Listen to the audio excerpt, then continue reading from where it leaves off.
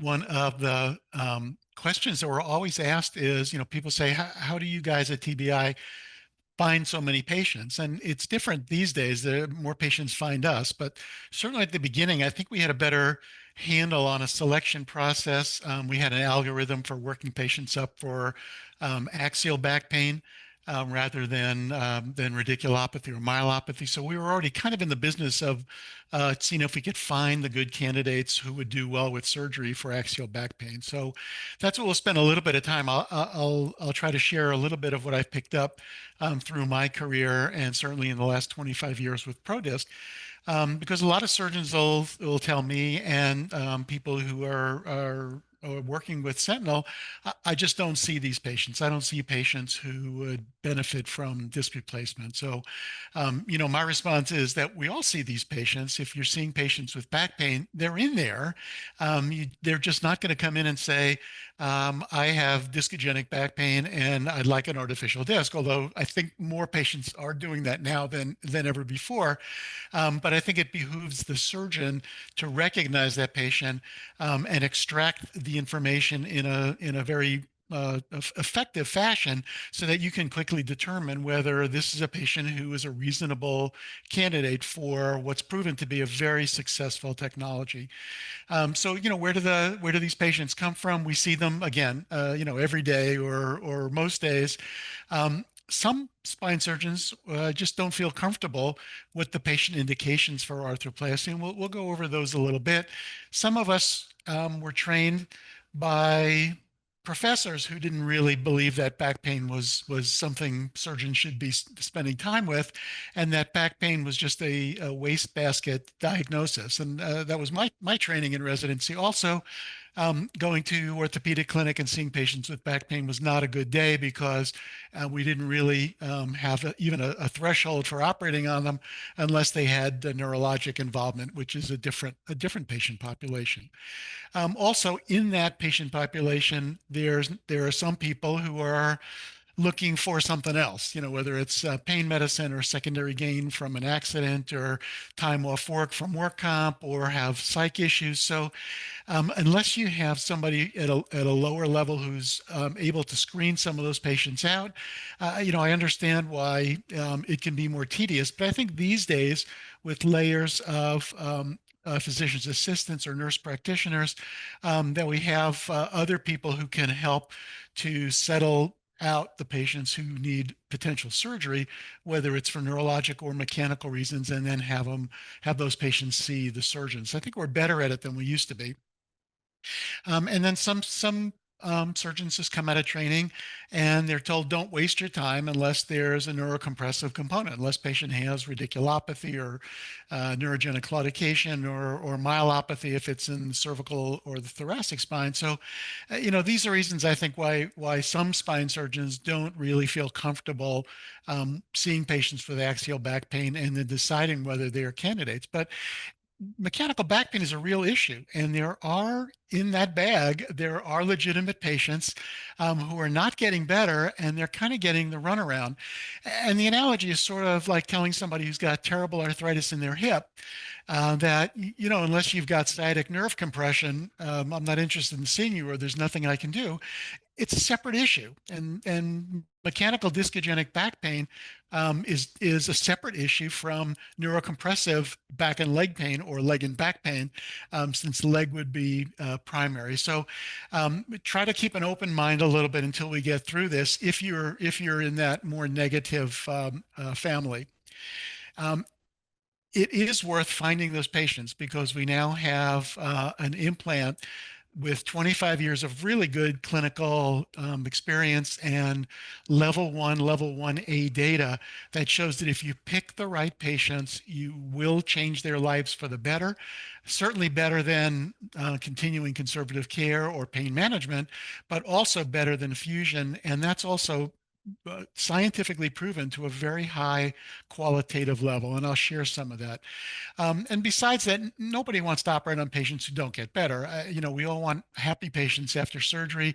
They send us other patients, and they stay, off the internet, and they don't give us negative reviews. So, in the social media world, word is easily spread about bad outcomes. It doesn't pay to do a procedure that doesn't work for the majority of your patients. Obviously, none of us can guarantee things, but we should be able to, with all the database that we have for disc replacement, do a better job selecting patients for this operation than almost for anything else that we have. And what I tell people is trust the force, trust that database that's there. There's a lot of good quality data that shows that if you pick these patients right, do the surgery right, and it's a little more technically demanding than a fusion, but it makes it a little more challenging, and a little more fun for us to try to get it right every time technically. So if you got the right patient, you do the right operation, they're going to do better than your better fusion patients. So how do you recognize that patient? Well, here's the secret. This is the slide that gives you the secret sauce. And it goes down to the most basic of spine biomechanics, which is in a neutral position, 80% of the load goes down through the anterior column. So it's through the discs. So unless you are spending your patient spending their whole day, or they only get pain in extension or twisting or side bending, that's a different story. But if most of the time when they increase their axial load, and axial loading in a sudden situation, which I'll tell you about in a second, if they are describing that to you, they are describing anterior mechanical pain, which is, unless they have a compression fracture, is coming from the disc. So you have to ask. You got to ask the patients, and I'll give you 3 or 4 standard questions, and I'll give you a couple of bonus questions in this slide. Ask the patients if it's worse when they sit for a long time or stand for a long time, because that's when that anterior column is being loaded. So I ask them, can you sit at your computer for hours? And a lot of times they'll tell you, no, I got to get up, I got to change position. Can you sit comfortably through a 2-hour movie when we used to go to the movie theater instead of watching at home? And most of them would say no, they had to shift around or get up and stand on the aisle for a while. And do you fidget a lot when you have to sit? And just remember to ask that question. Do you need to change position frequently? If patients don't volunteer that, they'll agree with you. And you prefer walking to standing in one place where you're, again, chronically loading the anterior column. So try to extract those. They're quick questions to ask. And it's unusual how the overwhelming majority of patients will answer that maybe even before you finish the question. So these are the Zigler bonus questions. These are the ones that I like to use. When we brush our teeth, you bend over in a semi-flex position, you're really loading your anterior column. But most of us can do that for the 5 minutes we're brushing our teeth. But these people can't. It hurts them so much that if you ask them, do you have to brace yourself with your other hand? 2/3 of them will tell you they do. And that's not normal. That's pointing, again, anterior column discogenic loading pain. And then I ask them the other question. We've all been in a car where you hit a pothole or you go over a speed bump, or if you step off a curb and there's a hole in the street and you hit the bottom of it. Does that hurt you more than just for a second? And if they'll tell you the same thing, that pain is dramatically bad. It's really, really excruciating pain for them. And that's the sudden traumatic loading rather than the more chronic loading or the positional loading. But just keep these questions in your mind, ask your patients, and that will help you steer your diagnosis in the right direction. Vert Mooney was a chief at Rancho Los Amigos. That was my first job after fellowship. He was the chairman of orthopedics at UT Southwestern Medical School, and then he opened a rehab center in San Diego. And when I was a young attending, he said to me, if you want to diagnose discogenic back pain, the history gives you 90% of the diagnosis. And I said, Dr. Mooney, what are you talking about? What about x-rays and CAT scans and MRI scans? He looked at me, shook his head, and he said, you'll see. And as my career's gone on, he's right. That's where you get the diagnosis. That's where you get it in your mind. Then you go examine the patient, see if the exam's consistent. Then you go and look at the films and see if the imaging is all consistent, but start with the history. So ask, go through the questions. A lot of these patients will have a history of a prior herniated disc that either got better with conservative care or they had surgery for it. Their radiculopathy went away. They usually had a honeymoon period where they were doing okay, but now their back pain is getting worse. So they're coming to see us for post-discogenic back pain, whether surgery or not, but they've had a disrupted disc and now they have primary axial back pain. And we see them with two different patterns very typically. One is just progressively worsening constant daily pain, and the other is more common, and that's increasingly frequent flare-ups of pain. So they may almost get back to a normal baseline, but it takes something to get them in trouble. And sometimes it's just putting on their socks or twisting to get something from the back of the car, and it's getting more common, it's getting more frequent. It takes less to get into trouble and longer to get out of trouble.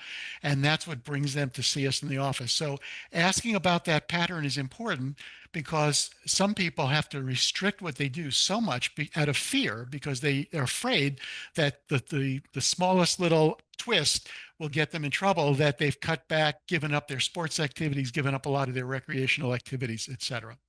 Because the issue in the disc is like a flat tire.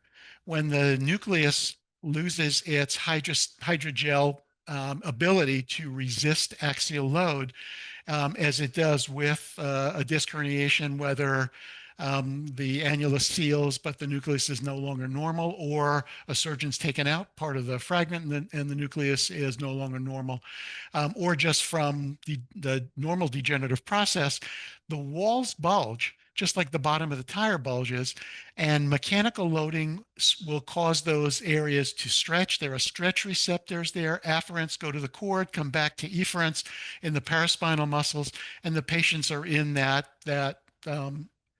system where they can't get out of it anymore. And it all starts with a mechanical dysfunction in the disc, and that's internal disc derangement. So what does it look like? Well, if you did a section, a pathologic section of a disc like that, we'd see tears extending out, possibly tears between the lamella of the annulus. When we look at MRI scans, we often wonder why there's the broad-based disc bulge.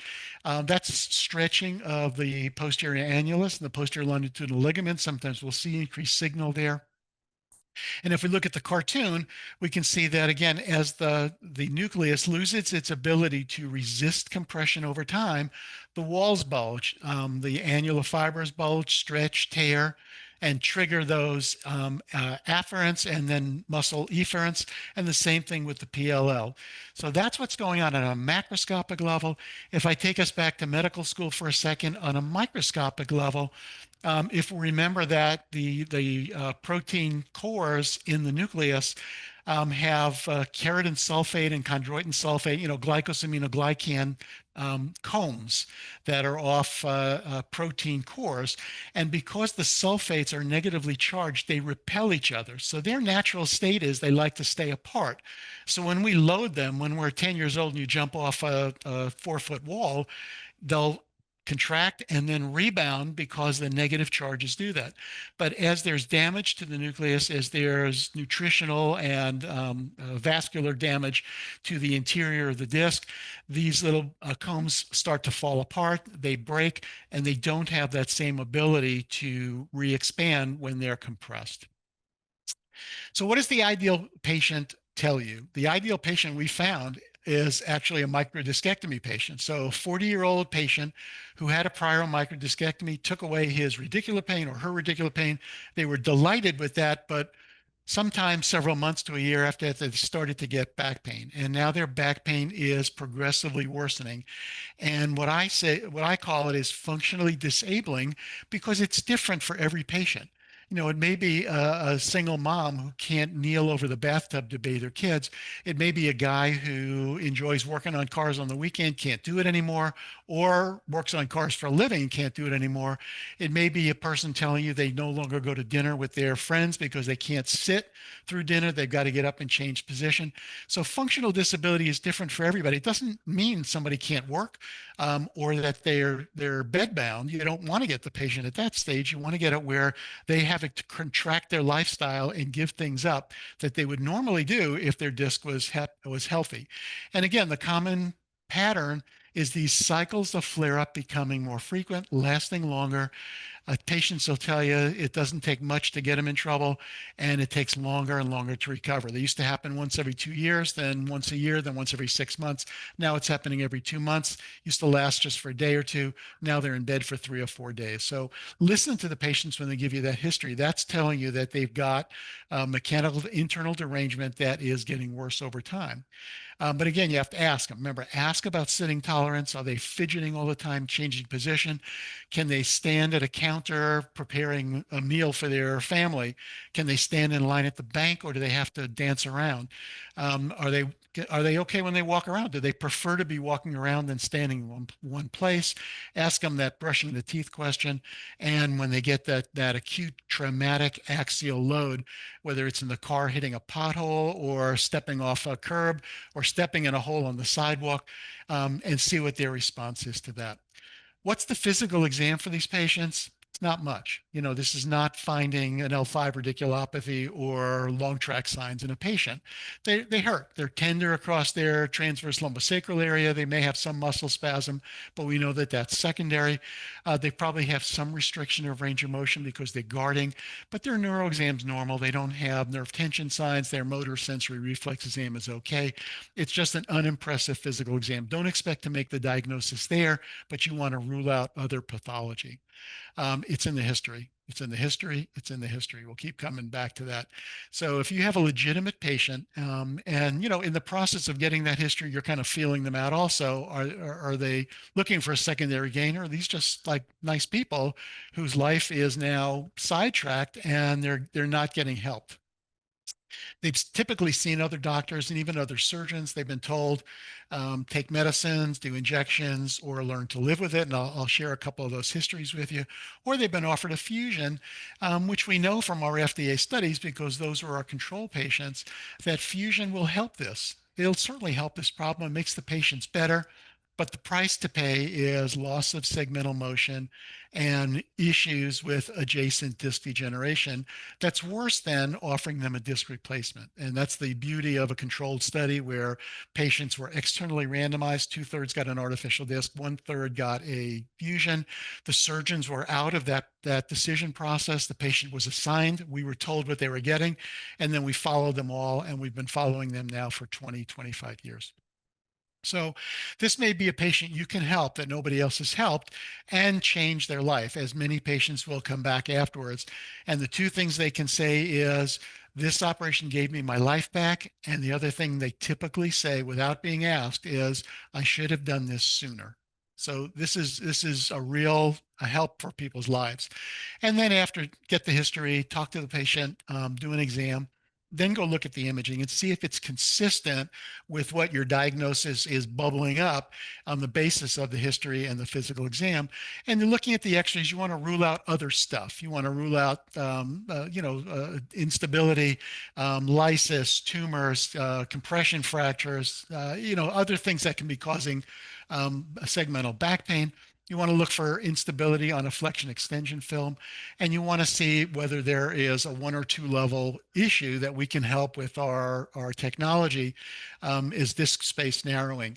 On the MRI scan, particularly in a post-discectomy patient, if you see pristine disc signal throughout the lumbar spine, and the only abnormal disc is the one that had a herniation with or without surgery, and it is narrow, it has lost water content, it's got bulges, you don't have to really have an advanced degree to figure out this must be where the trouble's coming from, and then add that to the patient's history, which is an anterior column loading causing pain.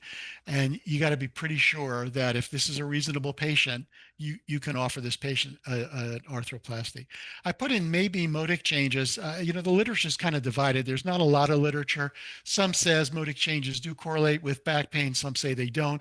We don't really use that as a differentiator. Unfortunately, some of the insurance companies are now saying that you have to show modic changes before they'll consider a patient for disc replacement. But that was not part of the FDA study, and that's not been part of my experience. But once the patient clicks all those boxes, the history, the physical exam, the imaging, and your kind of psychological, either formal psychological evaluation or your gestalt of examining the patient, it's like, Otani throwing one down the middle at 101 miles an hour. This patient should do well. They are in the sweet spot of our outcome data.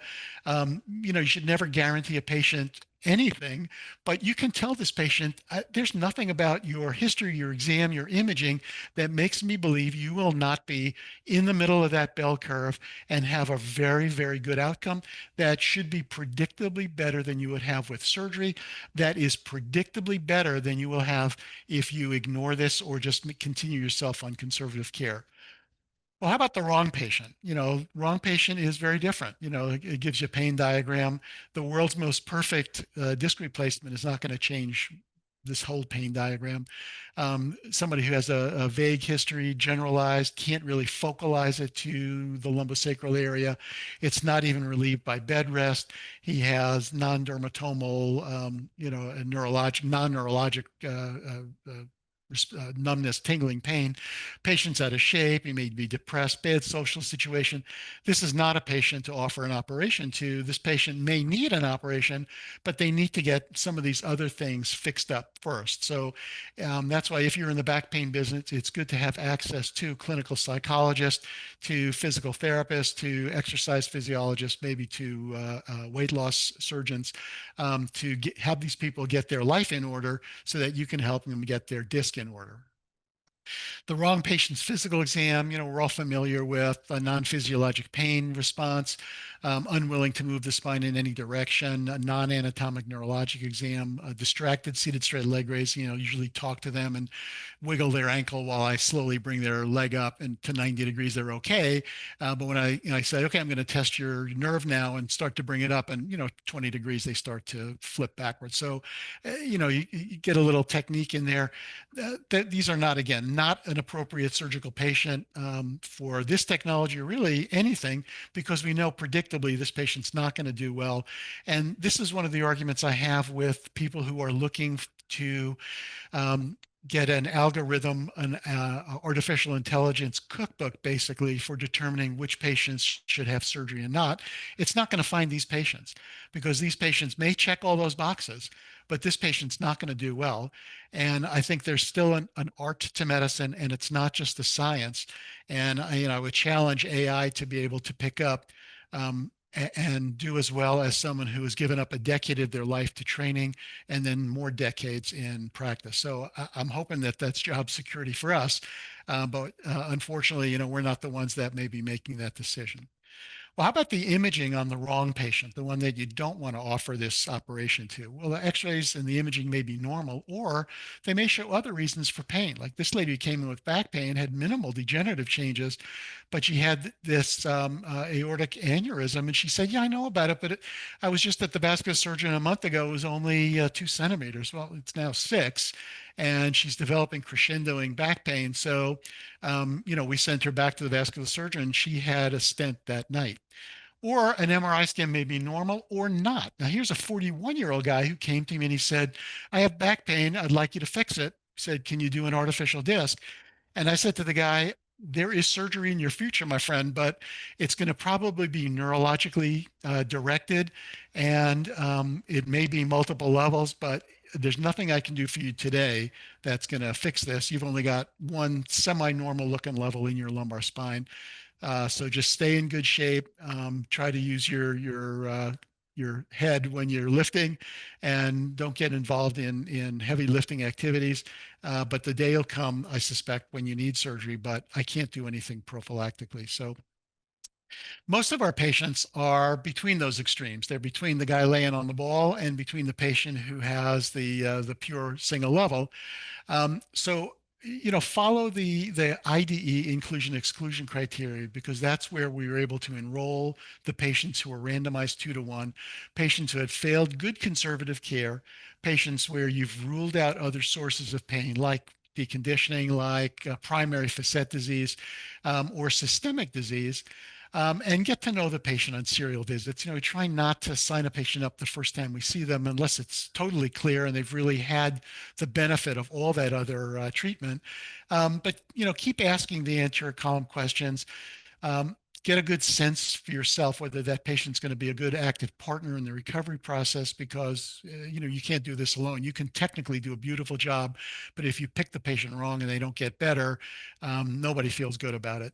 And have a low threshold to get psychological screening. For a while, that was our policy in our office. Every patient for an arthroplasty had to see the clinical psychologist. There are some insurance companies now that require that. So there's not that much pushback from the insurance company.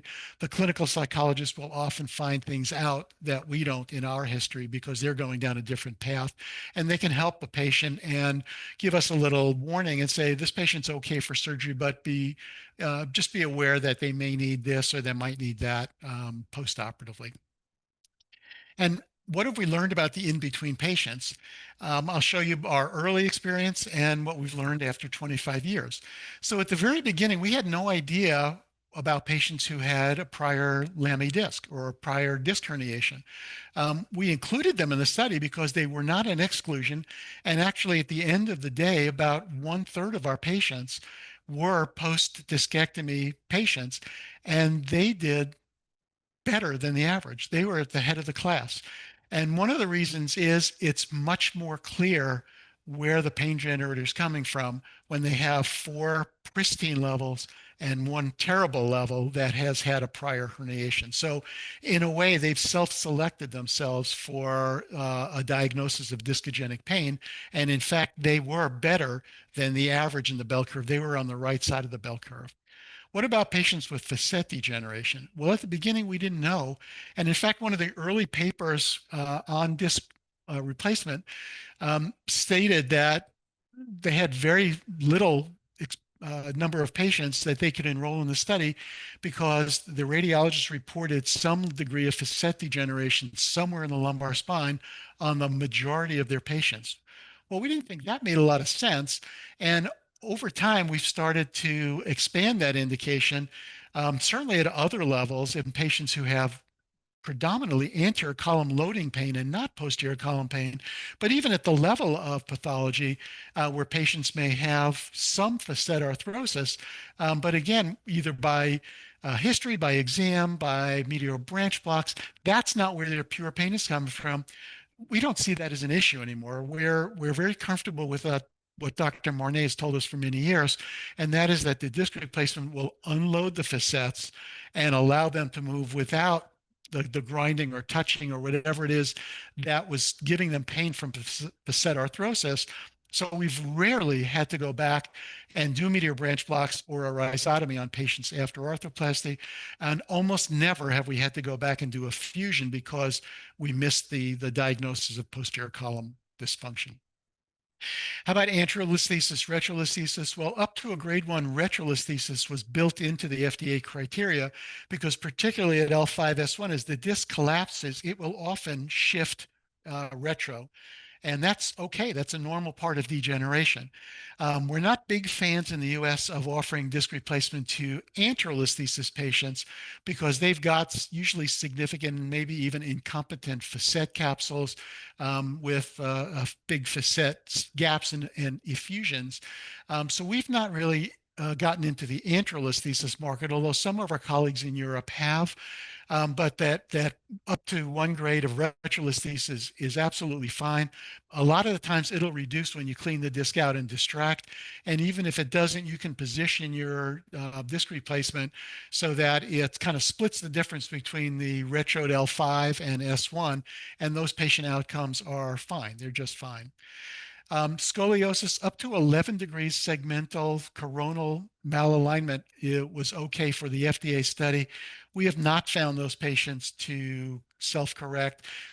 Terry Marnay says that he can correct this, and he is, primarily a deformity trained surgeon. He may have more tricks on his releases, but we have contracted down to no more than 5 degrees of coronal segmental deformity to offer the patient's disc replacement. So here's a great example. Here's a 43-year-old guy. This was a telemedicine consult to me during COVID. 43-year-old physical therapist. He was a one-man shop. He owned his own business, and he had disabling back pain for more than a year, becoming increasingly frequent. No leg pain. He had failed, you can bet, physical therapy, medication, injections. He was missing work. He was afraid he was going to lose his business. He was asking for help. And he shared with me that he saw a local spine surgeon who told him have a fusion, and he really wanted to try to avoid that if he could. He had given therapy to patients with fusions and wanted to learn about disc replacement. A little disappointingly, so he saw another spine surgeon. He said, "This is not a surgical disease. You have to learn to live with this." And my advice to him was he be enrollable if he was in our study. And yeah, he had single level, decreased disc height, decreased disc hydration, high intensity zone, and typical anterior column symptoms. So I thought he would be a great candidate. Second patient I can share with you, I just saw this here, a two-level discogenic pain patient who was only 33 years old, a very active and very stoic patient with 3 to 4 year history, progressively worsening and now functionally disabling back pain. And the reason I say this woman is stoic is she told me that she lives in Colorado. She loves to ski, and she's always at 4 out of 10. She never gets better at 4 out of 10. I said, well, what do you do at 4 out of 10? She skis ski patrol at 4 out of 10, but she said she's getting increasingly frequent episodes up to 8 out of 10. And when that happens, she's in bed. So, her spread is a lot different than mine might be. Mine might be, from, 1 to 11, she's 4 to 8. But, this woman's asking for help. She's failed multiple modalities of conservative care, medication, physical therapy, chiropractic injections, and she wants help. So here's what she's found. She came to me and said, her family practitioner said, "You got to live with this. You're too young for surgery. This is not a surgical disease. Lower your functional expectations." She said, "I'm 33. I'm healthy. This is my life. I don't really want to do that." She saw a pain management guy who said, "Yeah, we can do epidurals, we can do medial branch blocks, we can do rhizotomies. If that doesn't help, we can try a dorsal column stimulator, see if we can get coverage for your lower back. And if that fails, then you can always get a narcotic pain pump." Well, she ran out that door. She saw somebody who said, "You can have a two-level fusion, but don't know how smart it'll be for you to go back skiing at the level that you're skiing." And she sent her stuff to me, and I said, we did a two-level study. We published the data in 2011. It's FDA approved since 2020. You are the ideal patient for a two-level disc replacement. And she came to Dallas, and she is back at a high level. So, and again, it's not flip a coin. This is not 50-50. If we pick our patients right and they've checked all the boxes, they've failed conservative care, they should be in the fat part of the bell curve. There's no warning lights here that would tell me she's going to do a lot worse than the average person. And here's a good visual. These are two young men who were also 33 in year 2004. One had a two-level fusion and one had a two-level disc replacement. And I saw them both again during COVID in 2020.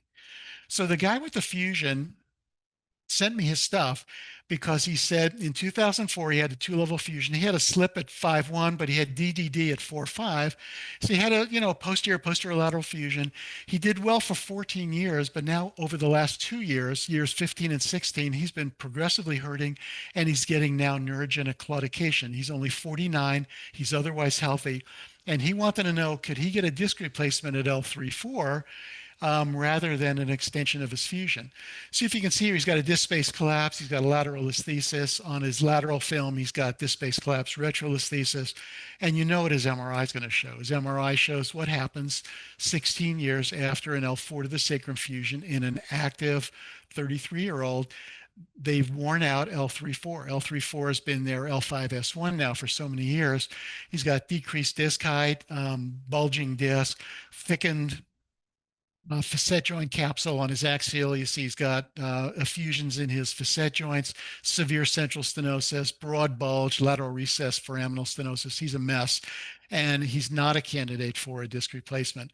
And if you look at his L2-3 disc and his L1-2 discs, they're in good shape, and they're not going to be for long because he needs a decompression and extension of his fusion.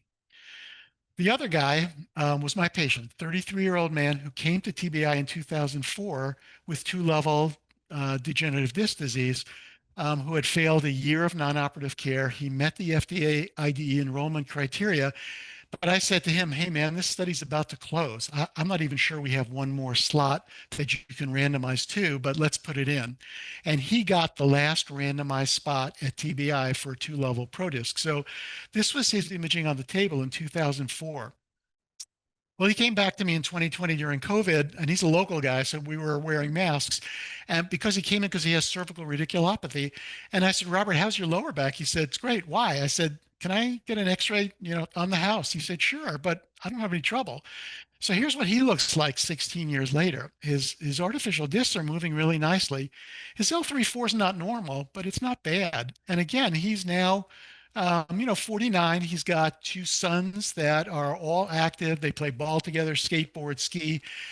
So he's lasted a lot longer with the transition level disc above two motion segments than the man who was his age match double above a two level fusion. So it's just it's a good image to keep in mind.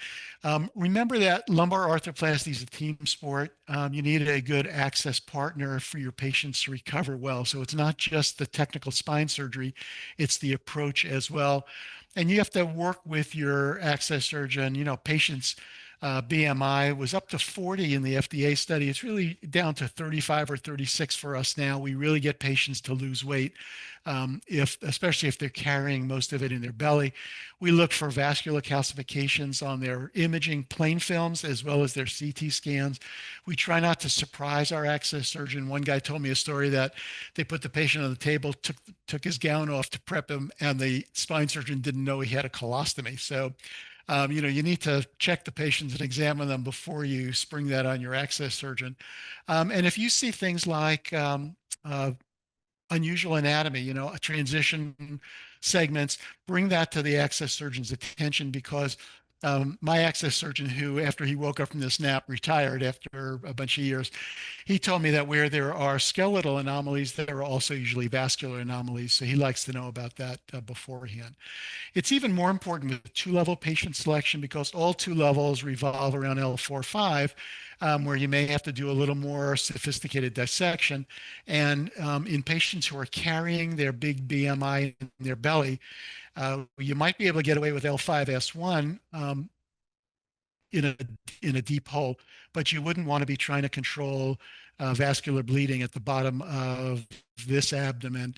You might lose this patient, and you wouldn't if you got him to lose his weight beforehand. So be a little more selective in your two-level patients. But the data that I referred to before is in the literature now. And as Kevin Bacon said in A Few Good Men, he said, these are the facts and they are undisputed. This stuff is level 1, level 1A. Lumbar arthroplasty maintains segmental motion. Fusion does not.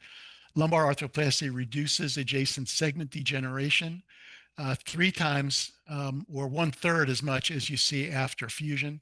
TDR gives better biomechanical restoration of spinal kinematics, proven, and it promotes faster return to function and higher patient satisfaction. Level 1A meta-analysis data. So it's high quality evidence. There are 2 FDA approved devices currently available in the US with 10 to 15 years or longer of clinical follow-up. There are multiple long-term meta-analyses from all over the world that show equivalent or better pain and functional outcomes of arthroplasty versus fusion in a meta-analysis where raw data is pooled, lower reoperation rates at both the index and adjacent levels in the arthroplasty patients versus randomized control fusion patients. There are multiple economic studies that show that both direct costs of surgery and indirect costs, as far as a quicker return to the economy for a working patient, are better in arthroplasty patients. And the last one is maybe the most important. It's not one that's part of the FDA success outcomes, but patient satisfaction is better than fusion. These are 900 patients from 4 multi-center prospective randomized controlled trials of disc replacement versus fusion, where the data could be pooled. Three of these were FDA studies, and one was an outside the US, non-FDA Swedish study that was modeled after an FDA study. And you can see where the patient satisfaction lies. It favors the arthroplasty patients, and it is highly statistically significant. Um, the same study showed that the reduction in back pain was better in the arthroplasty patients, that the likelihood that you achieve ODI success 5 years later was statistically significantly better in the patients who randomized to arthroplasty. And somewhat surprisingly, the risk of a reoperation due to device failure was only half in the arthroplasty patients, not the fusion patients. The risk ratio was 0.52. So a significant reduction in the risk of reoperations. And again, this is the purest top of the pyramid statistical analysis that we can do on patients as clinical scientists. So why would you want to get into this again? People say to me, look, lumbar fusions are climbing. They're like a real thing. But if you look at the decade of 2010 to 2019, where 1.13 million lumbar fusions were done in the US, in that decade, only about 8,000 lumbar TDRs were done. Now, in the next decade, they're coming up. But in that decade, they only accounted for 0.7%. And the reason I would say is that this is going to change. This is like a pot that's waiting to boil over. Patient demand for arthroplasty is going to change these curves. Patient demand over the next 10 to 20 years is going to lower the growth of fusion. It's going to increase the growth of arthroplasty. And you know who sees this? The financial guys see it. This is the projected global artificial disc replacement market, which is going to continue to grow. And I'll show you a similar slide in just a second. But the other thing is your patient population. I mean, I'm towards the end of my career. You guys are still in the beginning or the middle of it. It's the millennials and the Gen Xers are entering their 30s and 40s. They are in that patient population now that's going to start coming in. And they've been exposed to this stuff in the lay press. Big time articles who got picked up in the media on podcasts showing that a lot of unnecessary fusions are done and that fusions don't particularly give patients the kind of relief that they want. So these patients are going to want to avoid fusions even more, and they're going to seek out surgeons who offer them something different. Here's another market research analysis globally showing, again, projections out to 2030 of the artificial disc market. So the financial guys get it, that those younger people coming in are not going to want fusions. They're going to try to find a surgeon who offers them an option. So young spine surgeons are going to be left behind if they don't incorporate arthroplasty and understand which patients are good candidates. Just like when I went into practice, open cholecystectomy was the engine that drove most general surgery community practices. But as I started my spine surgery career, young general surgeons were coming out with laparoscopic training, and they drove a lot of these guys out of business. They made them retire early because no patient wanted to have their belly opened for cholecystectomy when it could be done laparoscopically, and the same thing's going to happen. So arthroplasty will help young surgeons build a motion preservation focused practice, non-fusion practice. It'll help you differentiate your skills in an increasingly competitive field of spine surgery. Patients will be increasingly demanding motion preservation. Early adoption gives you a chance to get better. And you can be a leader in research. We just scratching the surface now. As time goes on, there'll be longer term outcomes and more patients to study. And it aligns with value-based care, patient-centered outcomes. That's what all of these prospective randomized studies are leading to. So looking ahead, this area is only going to open up even more. There are going to be more indications, hybrid constructs, multi-level use adjacent to a previous fusion, things that are not FDA approved right now are going to be sought after, and I think are going to become more of community standards. There'll be potential for new implant designs. There'll be maybe a material science will catch up, and we be able to get a viscoelastic type shock absorber as a nucleus instead of just the motion machine, which we know is very helpful and differentiates it from fusion. But maybe there's a potential advantage just waiting for material science. But how about integration with all the stuff we're using, navigation, robotics, AI? All that together may help us, again, predict better for an individual patient. It may help us put our implants, size them right, and put them in perfectly every single time. And last but not least, the young surgeons who master arthroplasty now, you'll be the next generation because my generation will be retiring, and we need people to pick up the lead and continue going. So, why do you want to recommend this? Because the data is overwhelming. It's better than anything else that we have that we put in the body.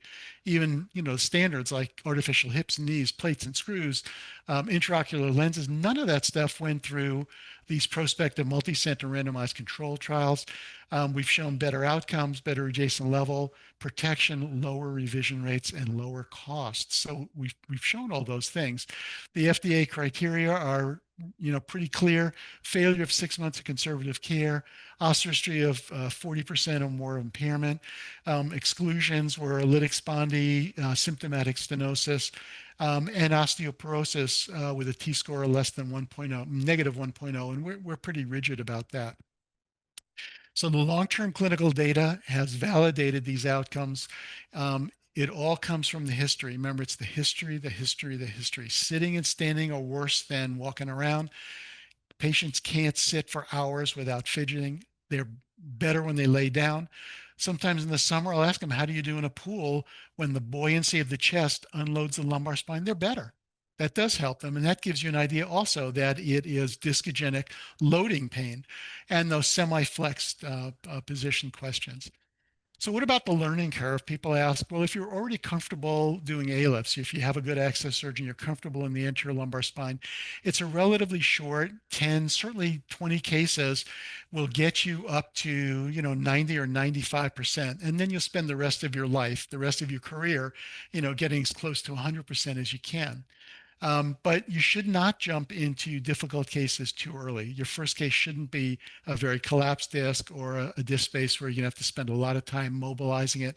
And we can do it. You can do a bone-on-bone collapsed disc, but it's a lot of work. And you don't want to be cursing and throwing aside the technology because you picked the wrong patient to start with. Start with some early discogenic patients, L5S1, so it's an easy approach, safer working bed, and then work your way up into the more difficult cases. So here are just a couple of more illustrative cases. I'll show you a great indication, a straightforward virgin disc space, and then an even better indication in a post-laminectomy collapse. So this was a young guy I just did, I think, a month ago. Very mature, young. He was 22. Remember, the FDA labeling, the disc labeling is approved for down to 18. So we did do some 18 and 19-year-olds in the study. But here's a very mature 22-year-old guy who hurt himself weightlifting in high school. He remembered he did a deadlift, sudden pains. He had an obvious herniation, treated conservatively, got better. But now he's got progressively worsening and significantly functionally disabling pain. And he gives me the great answers to all my axial anterior column loading questions. And he's been advised to have fusions and he doesn't want to.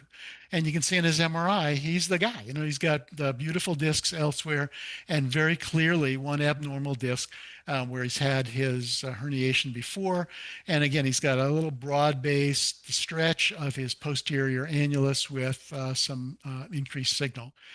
So his age range is okay. He's met or exceeded his VAS ODI criteria. He's failed non-operative care. I've excluded other criteria. And he would otherwise be a fusion candidate. If there was no other option, absolutely. If this kid came and said, I can't live this way, we would do a fusion. Thin, healthy guy, nice and lean. We do a tap block with under ultrasound. The anesthesiologist does that. It takes him about less than 10 minutes beforehand. Our access surgeon is wonderful. And on this thin, healthy guy, it took 8 minutes to get down to the spine and protect his iliac vessels. It took us 20 minutes to do a discectomy, mobilization, and give him a nice implant. He was up walking within 3 hours of surgery with physical therapy and got discharged 23 hours later.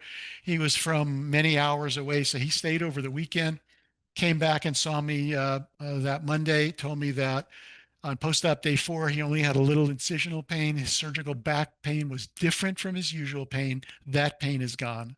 And, again, I know that this guy will do well because we've operated and cared for so many patients over the last 25 years who fit that mold. So here's case number 2. This guy has an L5S1. This is a 3-time loser. This is his 3rd herniation here. So he's had primary surgery. He had a recurrence in surgery, and now he's got this huge recurrence. So, his option is you want to go back a 3rd time through the scar, take this out, and leave this junky disc there. Or do you want to offer him something else? And, traditionally it would be a fusion, either decompress him from the back and then do a fusion, or try it from the front, which is I like to do, because if you can get the piece out, save him a posterior operation.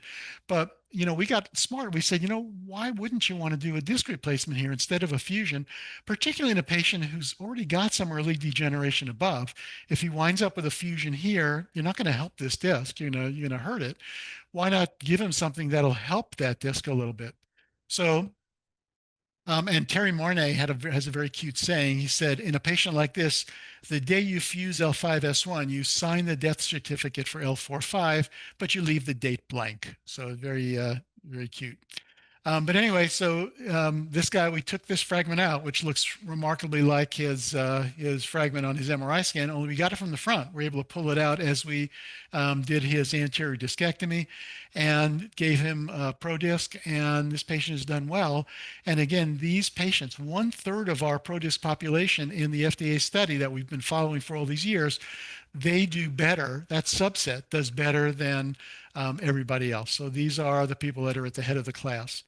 So remember how to find these patients. Ask your anterior column loading questions. Remember what Dr. Mooney told me a long time ago. The history gives you 90% of the diagnosis. But you want to distinguish anterior column mechanical discogenic pain from nonspecific or wastebasket back pain, deconditioned, overweight, generalized degenerative disease that you're not going to help with a single level surgery. You want to distinguish it from somebody who's got a compressive radiculopathy as their primary problem. You want to make sure they don't have neurogenic or vascular claudication or systemic disease or rheumatologic disease.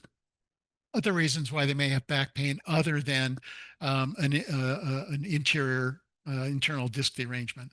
Physical exam to rule out other diagnoses, facet joint, SI joint, hip joint. You should examine all those things and learn how to do it in a very thorough but time effective way while you're talking to the patient and asking him questions. You can be examining his SI joint.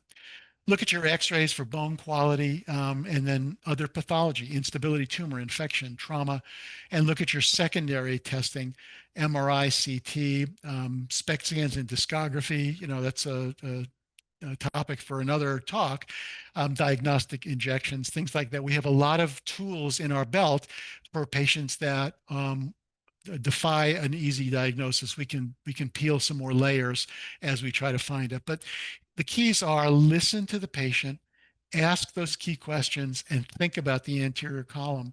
And that's how you'll find the patients who are going to do well with disc replacement. So, thank you. Hopefully that's been helpful. I hope I didn't waste anybody's time. And are there any pressing questions? I think we saved a few minutes Yeah. if we want to do that. Go ahead. Hey, Dr. Zigler, it's Ron. Hey, Just Ron. a couple of really good, hey, excellent, fantastic presentation. Unbelievable. Couple of good questions here about insurance. One is from Dr. Schweigler.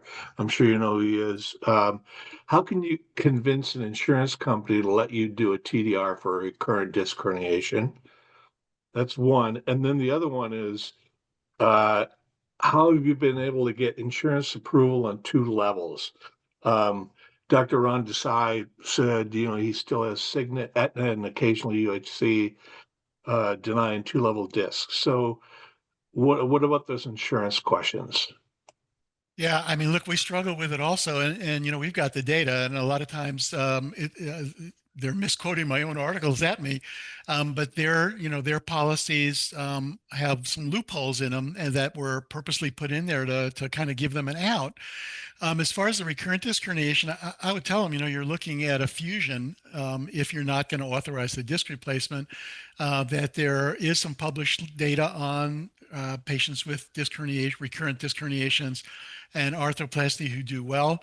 But why would you want to pay for a fusion, which is more costly for you, going to take the patient longer to rehabilitate, and it's going to increase the likelihood that they're going to break down at the other level. And you just got to hope you get a peer-to-peer who is reasonable. And that's not going to happen on your first or second level. You're going to have to go to a third level. The insurance company writes that rule book, and it's incredibly frustrating for all of us. And the same thing with two level. Other than some of the regional Blue Crosses, I don't think any of the large national carriers have written two level disc replacement into their medical coverage policies yet. And that's frustrating because it was FDA approved in 2020, so it's been 5 years. So again, you have to kind of hope that you get a peer-to-peer who is a somewhat reasonable person, but the peer-to-peer docs by and large are reading down the same screen that you are, and they're just parroting the policy. So we've had a little bit more luck with our Blue Cross, the regional Blue Cross that covers Texas for two-level coverage. We've had very little to no luck with Aetna, Cigna, or United for two-level, and we keep running into a moving target. We keep finding new things. Just a few months ago, I think it might have been United suddenly is requiring modic changes. You have to show modic change, and I just had a fight with one of the other carriers because the radiologist described foraminal stenosis at L2-3, which was not at all germane to this patient's lumbosacral axial back pain. But he said that their policy clearly states if there's any mention of the word stenosis, any mention by the radiologist, that they don't approve the single level disc replacement. So it's infuriating because, we should all be in the patient care business. Patients are paying a lot of money for insurance premiums, and I think they deserve better. So I'm hoping that there'll be some effort to make the insurance industry realize that. Great answers. Also, I'd like to mention that Centinel Spine does have a team that will help through MICRA, as you all know, to help to go after insurance denial. So please let your local guy know that you're having any problems with that. A couple other questions.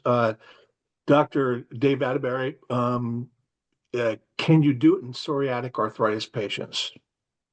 That was an exclusion for the FDA. And the reason is just you want to try to make those patients as pure as you can, because if they can have continued pain afterwards, is it because of the psoriatic arthritis? Is it because they have SI, sacroiliitis? So the FDA likes you to exclude people who have that. And I would tell you in our practice, I would probably be leery of, particularly if they had evidence of radiographic disease elsewhere. If they were extraordinarily well controlled, just carried that diagnosis, but were on medication for it and were super reasonable people. And I could explain to them, look, we don't have a really good database with this because patients who had your diagnosis were not in the FDA study. So it's a little bit of a risk. We could be wrong, but as long as your bone quality is good and you don't have disease in your SI joints or at other levels, we could offer this to you. I think that would be not unreasonable. But if they had osteoporosis, if they had been on high dose steroids or other poisons for a long time, that might inhibit their healing, I'd be really reluctant. One last question, then we'll cut it off and give you a chance to go back to your family, Dr. Zigler. Reoperation rates at index level or adjacent level, they're very low. We know that. So what are the rates that have been published on this for index and adjacent level reoperation? Yeah, I mean, the two big studies that We've been showing our at TBI. We started our surgical log with the first patient that got actually the Charité implanted in the Charité study in year 2000, and then the first PRODIS patients in year 2001. So when we had our first consecutive 2,100 patients with 2-year follow-up, we published, and we were looking for our anterior revision rate. We didn't do total revision rates because that would include things like an epidural steroid injection or a facet block or rhizotomy or even like a microdiscectomy. And, that's not a